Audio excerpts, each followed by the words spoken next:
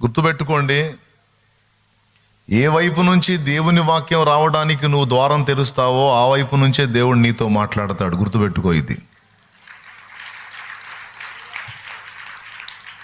ఏ వ్యక్తిని గౌరవించి ఇతడు దేవుని సంబంధి అని నీ హృదయంలో ఆ వ్యక్తిని నువ్వు గౌరవిస్తావో ఆ వ్యక్తి రూపాన్ని పోల్చుకొనే దర్శనంలో నీకు కనపడతాడు.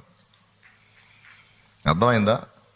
ఏ వ్యక్తిని ఇప్పుడు నువ్వు గౌరవిస్తావు, ఫలానా వ్యక్తి గౌరవనీయుడు, భక్తిపరుడు, ఆత్మీయుడు, సేవకుడు, ఫస్ట్ నాకు దేవుడు అయితే తర్వాత దైవజనుడుగా ఫలానా ఆయన ఆత్మీయత నాకు నచ్చింది అని ఎవరినైతే నువ్వు బాగా హృదయంలో దేవుని తర్వాత గౌరవిస్తావో ఆ వ్యక్తిని పోలే, ఎప్పుడు నీకు కనపడాలన్నా సరే ఆ వ్యక్తిని పోలి నీకు కనపడతాడు.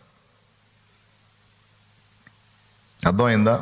నువ్వు పోయేమో ఆ దైవజనుడితో చెబుతావు, అన్న రాత్రి కల్లోకి నువ్వు వచ్చావా అన్నాను. నేను మా ఇంట్లో గందరగోళంలో ఉన్నానమ్మా, నాకేట తీరుకుంది. తమ్ముడు వచ్చాడు, అన్న రాత్రి నువ్వు నాకు రాత్రి అంతా నా దగ్గరే కూర్చున్నావు అన్నాను. నేను ఏడ తమ్ముడు, నేను రాత్రి అంతా పరిచర్యలో తిరుగుతూ ఉన్నాను, జర్నీ చేస్తూ ఉన్నాను. నేను ఇంటికి వచ్చేటప్పటికి 3 అయింది, నీ దగ్గర ఎప్పుడు కూర్చున్నాను. లేదన్నా రాత్రంతా నాతోనే ఉన్నాను. నీతో ఏడున్నాను నాయన, నేను ఏడో వైజాగ్ నుంచి వస్తుంటే. నీతో నేను కాదు నాయన, దేవుడు ఉన్నాడు. లేదన్నా నువ్వేనన్నా అంటే, నువ్వు నన్ను గౌరవిస్తావు నాన్న, నన్ను ప్రేమిస్తావు, దేవుని తర్వాత అంత విలువిస్తావు దైవజనుడుగా, కాబట్టి నీకు దేవుడు తన సమాచారం అందించడానికి నువ్వు గౌరవించే దైవజనుడిని పోలి నీ దగ్గరకు వచ్చి కూర్చున్నాను నాయన.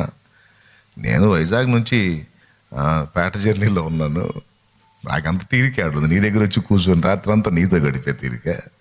ఆ అవకాశం ఆయనకుంది, ఆయన వచ్చాడు. నిజం ఇది. స్వరము కూడా అంతే. దేవా నీ మాట నాకు అందించు నాయనా, ఇదిగో ఫలానా దైవజనుడి వాక్కు నేను నిరంతరం వింటూ ఉంటాను, ఆయన నుండి నాతో మాట్లాడని నువ్వు ఆశపడతావు చూడు.